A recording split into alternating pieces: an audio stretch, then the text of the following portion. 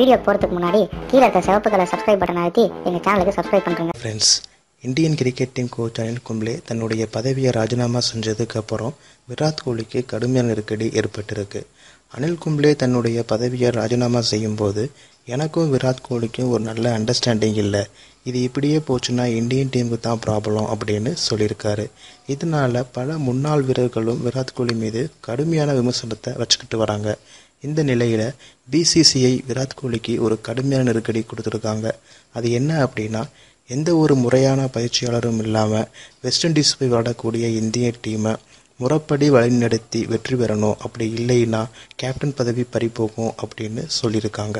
மேலும் champions trophy தோல்வி மற்றும் விராட் கோலி கும்ப்ளே மோதலுக்கு அப்புறம் இந்தியன் கிரிக்கெட் ஃபேன்ஸ் என்ன நினைக்கிறாங்க அப்படின்னா, மகேந்திர சிங் தோனி மறுபடியும் கேப்டனாக வந்து இந்தியன் டீமை முறைப்படி வழி நடத்தணும் அப்படின்னு நினைக்கிறாங்க.